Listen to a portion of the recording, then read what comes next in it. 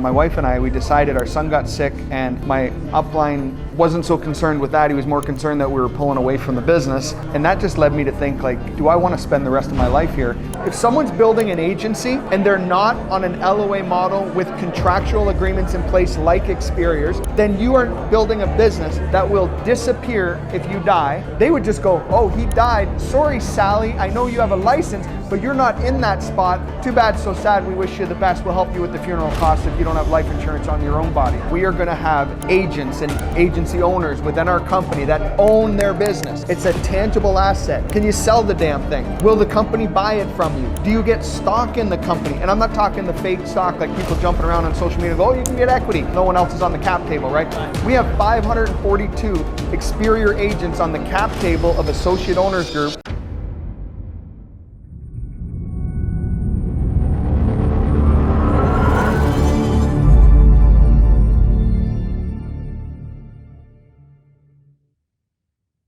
Hey guys, welcome to the Ownership Empire podcast. And today, Ed, we've got a very special guest, our very first official guest, not only in person, but just guests in general. And we got none other than the legend and the co-founder of Experior, Mr. Jamie Prickett. How are you, brother? Excellent, man. Excellent. Great to see you guys. Good to see you. Happy to be here. Yeah, man. Very happy you're here. Listen, we had to get you out here for the launch event. And now that we've got the launch event, we say, hey, why don't we just shoot a podcast while you're out here. So thank you so much, first of all, for agreeing to get on the podcast. My pleasure, man. My pleasure. And beautiful, beautiful state we're in right now, California. I love it here. That's right. What's interesting about this event is that I had to go to Palm Springs with my family. I already had it planned for this weekend, right? So it's still like an hour and 20 minutes east of here, right? Yeah. But so I got up at 5 in the morning to come to this event. I wouldn't miss it for the world. And I know that you're going to be sharing some of your nuggets about, the company and the opportunity. But to get things started, Jamie, my first question is, what made you decide to start Experior, brother? Yeah, good question. I was with a company for 10 years. After 10 years, I was frustrated. I wasn't having big success. I felt like I gave it everything I had. As a matter of fact, I would argue I did give it everything I had. I was 7 days a week. One of my only biggest regrets, I would say, in life is that my two oldest children, I didn't spend the time with them I ought to have had in my 20s because I was so focused on the business. But I saw a lot of people having success, but I wasn't one of them.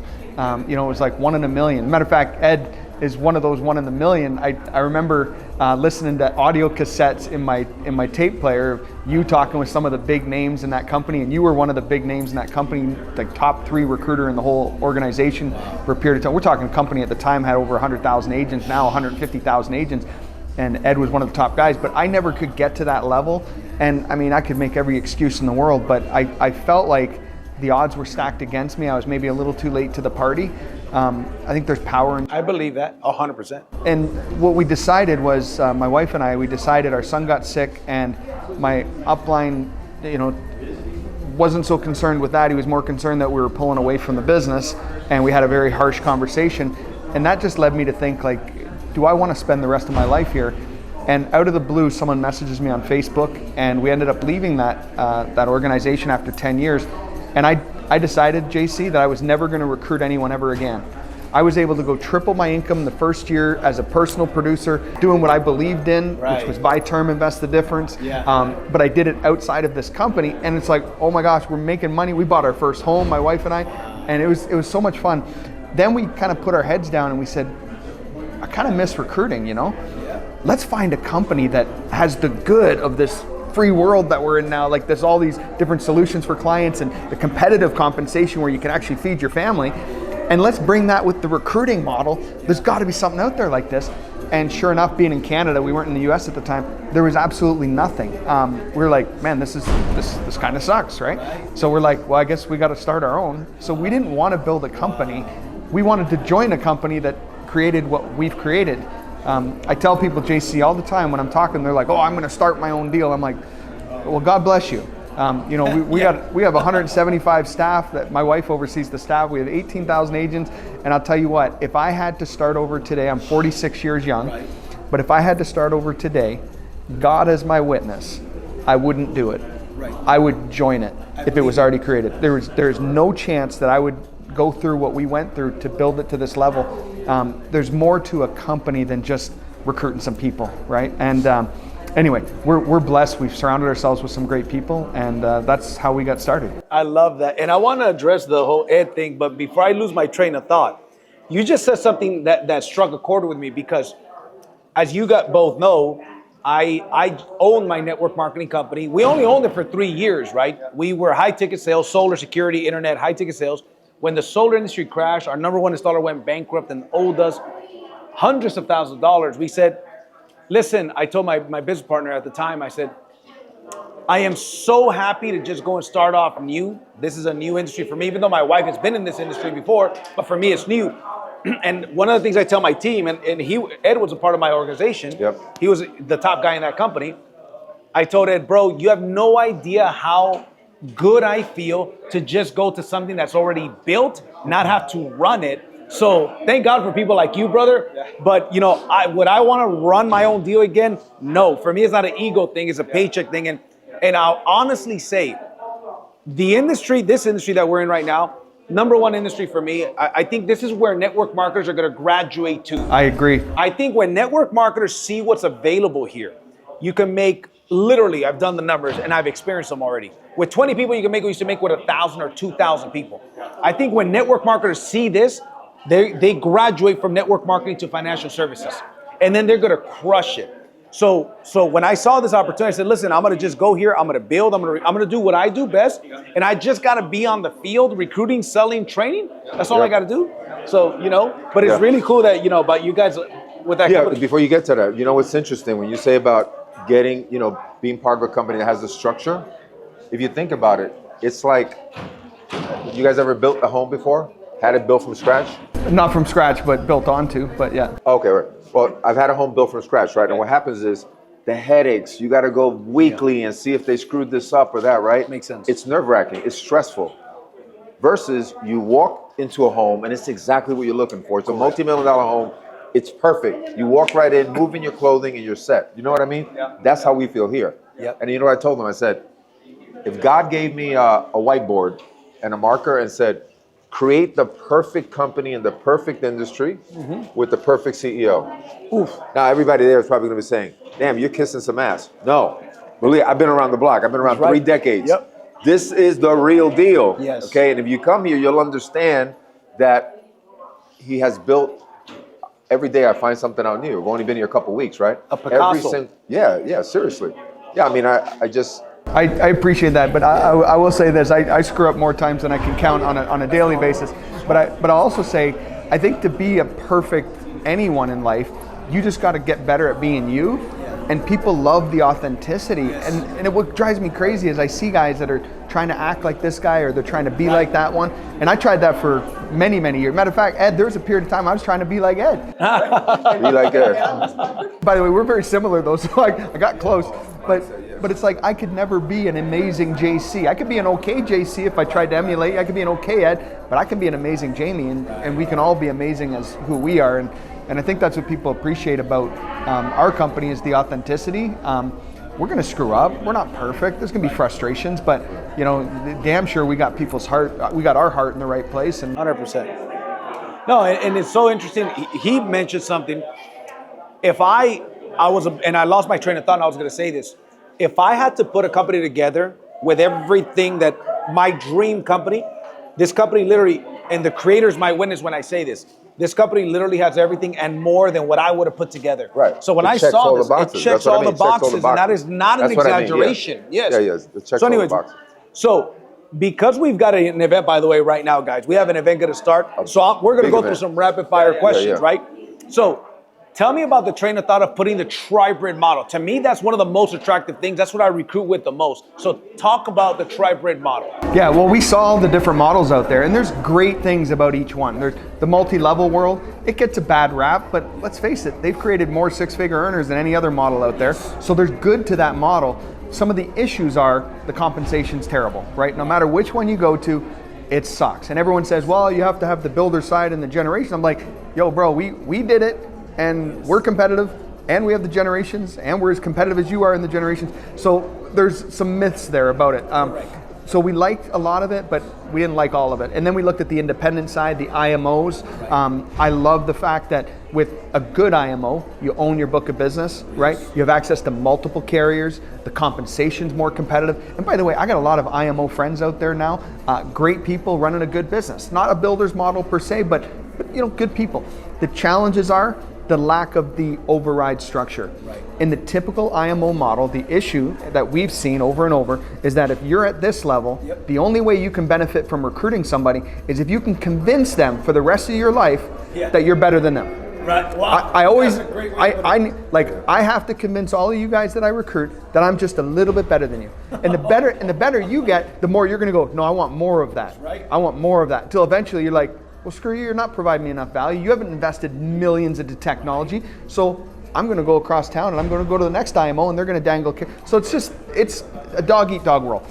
So there's some of the challenges. Then we looked at the career agencies, right? You think of some of the biggest names out there in the marketplace. They've created some of the most proficient advisors and agents in our industry because they've provided the support, the hand-holding, the training. We don't put people on a draw like some of them do, but what we do is we allow people to start part-time, and we have a crazy amount of training and support through our back office system, our LMS system, and everything else. So we looked at that. The career side, the unfortunate part is it's very difficult to attain ownership, if at all. We looked at the positive in all three and said, can we just pull them all together? And I kid you not, we didn't call it the tribrid at the time, that phrase was coined later, but I kid you not, when my wife and I were drawing this out, and we did it with some of our best friends who are actually in the business with us still today, we drew it out and we're like, well, this sucks. Someone probably already has this and we got to find them. Like, why can't we find them? Like, I'm like, why wouldn't anyone have done this? That's right. And I find that, and I hope no one takes this the wrong way that's watching, I think there is so much greed with many companies. I also feel like there's so many founders of companies, the reason they have to keep such a big spread is because they're not willing to kill themselves to build a company. For the first 5 to 6 years, guys, I was, and I'm not proud of this, but this is what I had to do to keep the lights on. I was the #1 personal producer in the whole company. You should be proud of that. When we had 1,000 Exactly. agents, I was #1 producer. Wow. Or no, probably 500. I don't want to embellish too much, but we had 500 agents. I was #1 producer. Why? Because I wanted to make sure that I could be as competitive as possible, and eventually I knew at scale, the little itty bit we keep at the top is going to be big. Wow. And now it's big, so we're excited. And you can see Congratulations. that. Right? Yes. Like the mindset, to have that mindset, right? Yep. And then you pulled it off, right? Because you were thinking in the future, we're going to get to a point that at scale, we can pay the bills, we have a good life, and we can pay everybody well. And that exposes the greed of the industry. 100%. It's The agents in our industry, and not with every company, again, there's a lot of great companies out there, but I feel that they're treated as pawns. They're just a piece in the game of chess. We said, heck no, our agents are the kings and queens of the company.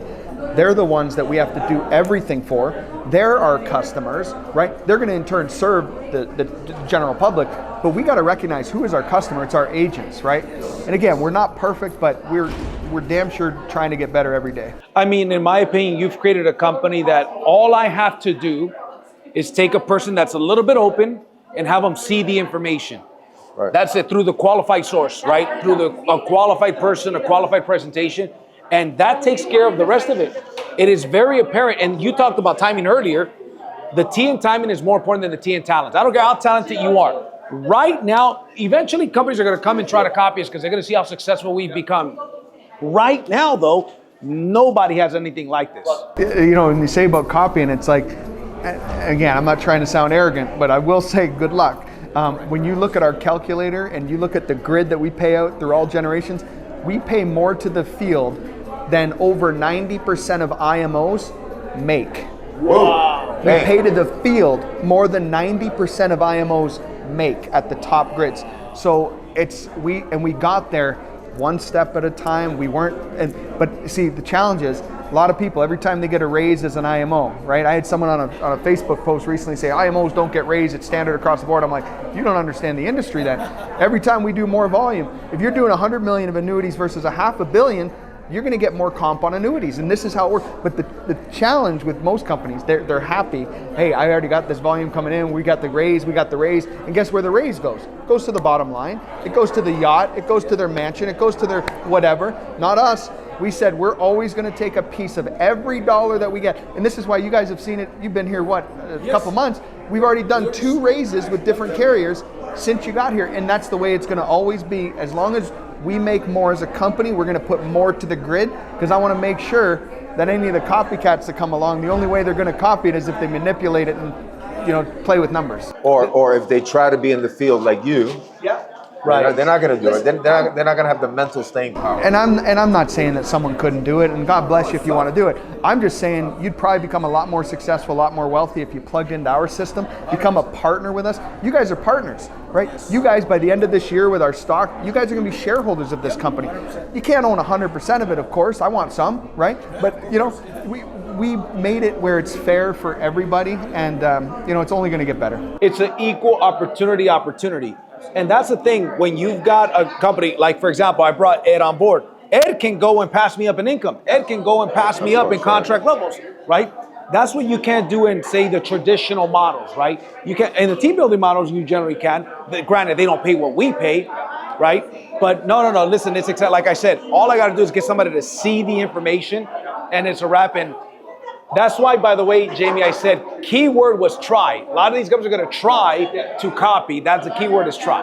Which is, by the way, it's okay, right? I mean, we're in the free enterprise. We've had people leave us and try to start their own company. I had a guy several years ago who was a stud. I promise you, this guy would be making $1 million a year, no question about it, if he had stuck around. Maybe more. He was a stud, but his pride got the best of him. Yeah, I want to do my own, and that's cool. He went and did his own, and you know, sadly, it's, you know, I think he's got 100 agents after many years, but that's okay. He's got a good lifestyle business, and he's the captain of his ship, and he feels good about it. I'm not here to judge anyone. At the end of the day, I left the company after 10 years. Wasn't working for me. If I had stayed and it wasn't working, that would have been dumb, right? Let me ask Jamie this. Jamie, if someone's looking to get into the financial services industry, right? The reason I'm back is because you remember 6 months ago, right? Yep. You called me. You said, Ed, I'm thinking about getting into financial services. You were there 15 years. You were very successful. What do you think about me making a full-time decision? What did I say to you? You said, yeah. Absolutely. Yes. It's a great industry. Yep. I just wanted to sell. It was a good timing for me. I wanted to try something new, right? Sometimes people want to be their own owner, right? I was my own owner, just like all of us here, right? But when I look back, I've had successes and failures. Nothing like financial services, you know? And now, you know, you can go on AI or Google and discover that it is the industry that has created the most millionaires and billionaires. That's not a hype. That's facts, right? That's right. So I want to ask you, Jamie, this question. Since we have this incredible industry, a lot of people are coming over, obviously, to the industry, right? What are the top 3 to 5 distinctions, just off the top, the big ones, right? The big glaring ones that anyone who's listening would say, you know what? Wow, I want to get into financial services. I see that's the area. What makes Experior? What makes our company stand out? Yeah, great question. I would say unity within our leadership team. I mean, we're all on one big vision to create something special. We run a monthly meeting with all the executive directors coming together. That's rare in a company where you got all the leaders coming together. We also listen to the field, our top field leaders. We have a leadership council. So I would say the people is number 1. Number 2 is the ownership, right? If you don't own what you're building, what are you going to leave to your family, right? When I left, now Ed, you were successful with the company that you came from, but you were the 1 in a million that got the ownership. You got to taste what that felt like, and that's amazing. And I'm still in awe that I'm sitting here talking to Ed Ayala, by the way. This is hilarious. And by the way, he is a man. And by the way, JC's no slouch. This guy built an empire of 120,000 people in his network marketing organization. Now, I'm going to challenge JC. I want you to do that in the insurance business now. Licensed agents, 120,000. No bullshit. I know he will. I know he will. He will. Because he's picking this up quickly. I even told him, I said, dude, I'm proud of you. You're picking this up really quickly. Right? Some people don't understand. It's not the same. It's not a little auto ship, right? With a little vitamin pills or protein powder. You got to train people, and he's training people. Like, he really understands the business. Yeah, absolutely. And I'm challenge accepted. Yes. Yeah, absolutely, man. Listen, the biggest company in the industry right now in terms of licensed sales force is a company that you and I came from. Captain America sounds like Captain America. Yeah, something like that. I believe in my heart of hearts that we are going to have agents and agency owners within our company that own their business. It's a tangible asset. Here's how you know if it's tangible. Can you sell the damn thing? Will the company buy it from you? Do you get stock in the company? And I'm not talking the fake stock like people jumping around on social media and go, oh, you can get equity. Meanwhile, no one else is on the cap table, right? We have 542 as of the end of last year, Experior agents on the cap table of Associate Owners Group, and we have a 2-year IPO readiness plan, and we're already way on, like we're further on track than we even thought we would be 1 year in. But I would say ownership is number 2, Ed, that's a big one. Jamie, before you continue, right? He told me about that. Okay, I didn't believe him. Matter of fact, maybe later or another podcast, this guy's a follow-up king, right? Because I said, no, I'm not interested. I'm going somewhere else. However, he said to me, Ed, the ownership here, this is no joke. It's contractually in writing. I said, oh, really? Yeah. He sends me the PDF, right? Send it within an hour to my attorney. He reviews it. He goes, yeah, you got ownership, brother. This is legit. I was like, whoa, called him back. I said, we gotta meet with the CEO. Yeah. You know, it's funny, before we had in-house counsel, we had external counsel dealing with us. And when we were putting our ownership together and when we were showing like how much shares we're gonna allocate for different level, he's like, why are you guys doing this? I'm like, well, because we want everyone to own a piece of this, because you know, when you go into the door in the morning up to an office and you own a piece of it, you feel different. It doesn't matter if it's 5 in the morning. You're coming in at 5 in the morning. It's different if you were just renting something. You're like, man, I'm not getting up on a Saturday, but you own something. So anyway, ownership is just. But anyway, our former legal counsel thought I was crazy for what we're doing. So ownership definitely would be number 2. Compensation. At the end of the day, you can't have your agents starving at these low contracts. And everyone argues, Ed, I hear the argument all the time. Well, you need to have a spread. What's your spread? Bro, I've done the math. Our spread is virtually identical, if not better, than almost every other network marketing, recruiting platform out there in the insurance industry. So we have the spread. The difference is, can I take your comp from right here, spread, and just pull everyone up like 60, 70%? Can I do that? And the answer was, yes, we can. But then the argument is, yeah, but generational wealth, generational override, you guys are just a little company where you get people with the big carrot. I'm like, no, hold on.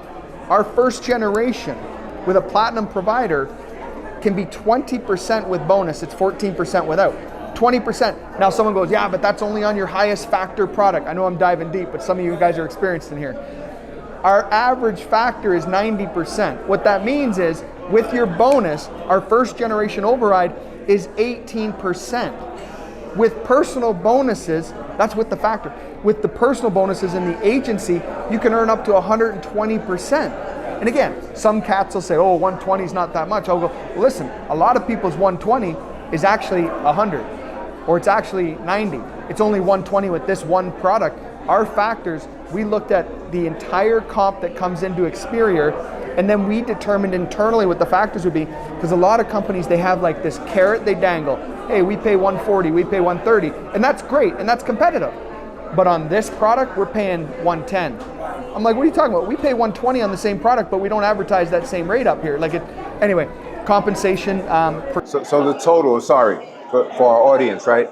Our total package of the entire comp, bonuses, generational overrides, the contracts, right? Which, by the way, start at what? What's the starting contract? Yeah, starting contract is 70%, but on average, it would net, because then people go, oh, but they have a factor. I'll just tell you right now, the net average is 63% for a new person. It's not the highest. I hear people all the time go, I start people at 100%. I'm like, yeah, but you got 3 guys and they're gonna quit as soon as they realize you're not that stud. and back to the comp. So I know in some companies, someone, if JC is at, say, 145% contract, let's just say, right? I'm now at 140. He doesn't want me to get to 145, does he?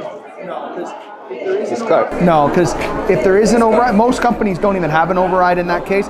There's a few companies, and again, a lot of great companies out there. I'm just saying, for a builder that wants to build a business with retention, you can recruit 30,000 people a month, but if it's only to replace the 30,000 that are walking out the door, that's not a great model, in my opinion, right? A lot of people came wealthy. You got to have a balance. See, like the 70% starting contract, you're going to retain that bottom, the new people. You're going to retain a lot more people. The fact that you guys embrace leads, you know why also you embrace leads? Well, here's why. You could actually afford leads on 70%, 85%, 100% contracts. Great point. And Great it is point. not Great hard point. to get up there. The team building models, those 25, 30, 35% contracts, you can't even afford leads. You can't afford to look at leads. So right here at 70%, it's like, I could actually afford it if I want to go that route. I could afford it, right? But additionally, you got a great balance. It's got to be somewhere in the middle. That's what I said before I even looked at Experior. You got to have a complex. Because in network marketing, I've been 25 years. Companies hire me to design their compensation plans. Comp plan drives behavior. So when I look, I'm like, you got to create a good balance between these top, because if somebody's at 145, there's no room for overrides, bro. You're eating it all up, and you, like you said, you got to convince me my whole career that you're better than me, because you never want me, the comp plan drives the behavior, you don't want me to get to your contract level, right? So, Yeah. right? And there's so many I find them misleading. I've heard like there's a handful of companies that have like infinity compensation plans. And again, I'm not picking on them. There's a lot of great companies, but infinity is impossible. There's like, we're talking finance, and finance is math, and math is a science, and there's no such thing as infinity money because the carriers don't pay us infinity. But what they do is they mask it by saying, well, we're going to hold you down here, and then any of the overrides here that we don't pay to you, we're going to pay that to everyone in your hierarchy 100 generations deep. It's like, okay, but isn't eventually someone going to eat up that difference and then you're not going to get it? The fear in those models, and I've shared this with people before, you could go from making $100,000 a month to $50,000 a month, literally with one builder getting a promotion in your hierarchy. That's a dangerous business to build on. This is something with longevity. Going back to your question, those are the big three. I mean, I could throw in a couple other ones. I think that you can be certain that we're not going to lie to people, at least not from the top. I'm sure we have agents that lie and exaggerate. We 18,000 agents, someone, we're not perfect. But I will tell you this, that you look at every single recording that I've done, you go on my YouTube, you check out any words, anything I've ever put in an email. I've never ever lied to an agent in our entire organization, nor will I lie to an agent in our organization. I don't embellish, I don't try and over exaggerate.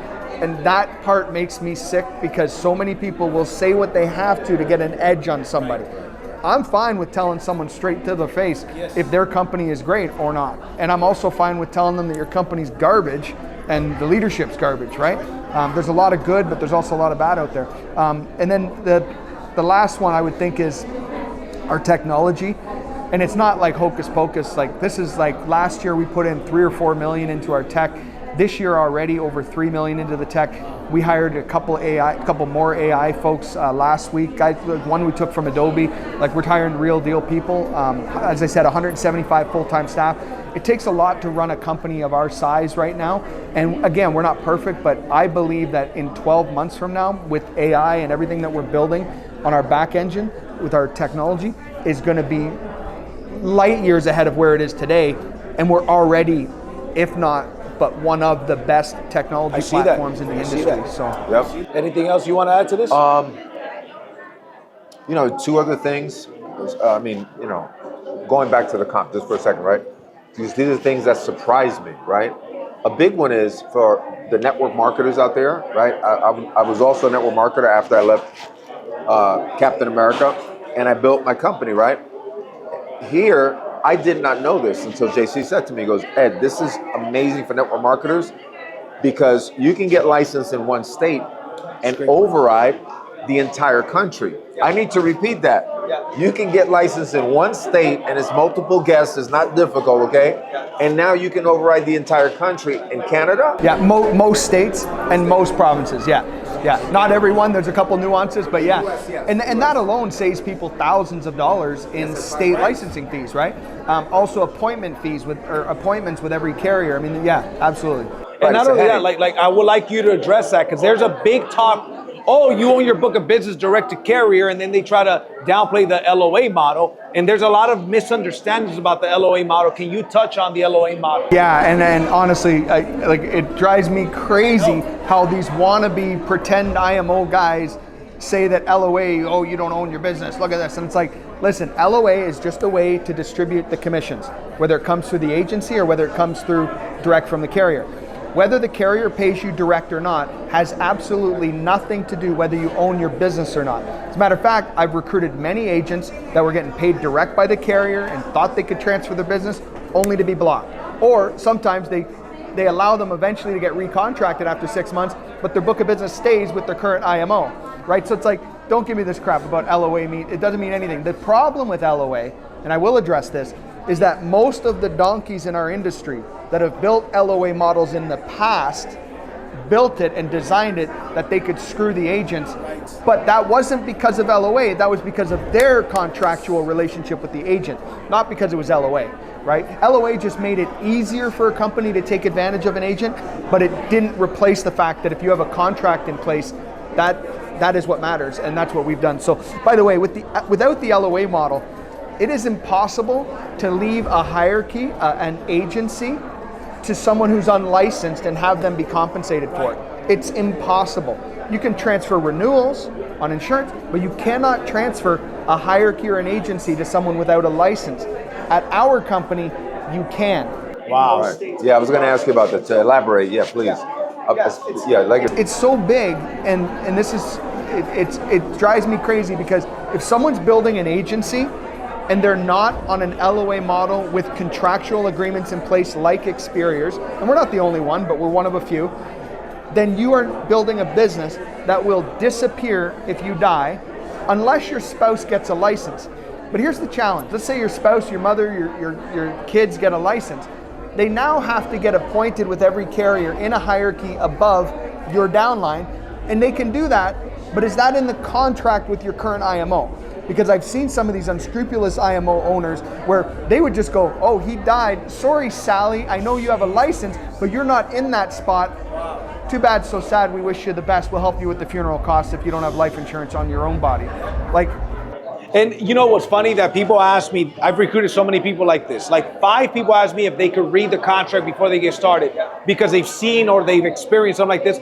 Every single time they come back and says, bro, it's clear as day. I sent it to my attorney, or I uploaded it to Chat GPT, right? This is what a lot of guys are doing. And they always come back saying, this is also, one guy says, this is so much different than the last company. I compared it to the contract of the last company, and this is so black and white that I own my book of business, I own my agency. So yeah, it's a cool. I mean, you look at a contract, we don't have a non-solicitation rule if someone leaves our company.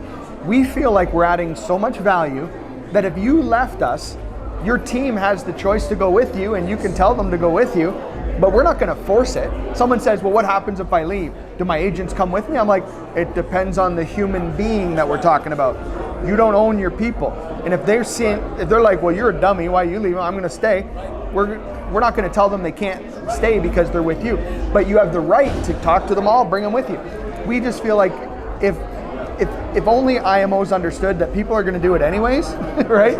It's like, it doesn't matter what your contract says. If they're best friends with the guy that's under their downline, they're going to tell their downline and say, hey, bro, we got to go over here, right? Yes, correct. You know, I love it. I'm thinking about JC again, his follow-up, right? The way that he got me to meet with you, I wasn't going to meet with him, just so you know that. I had said, I'm not going to, why waste time?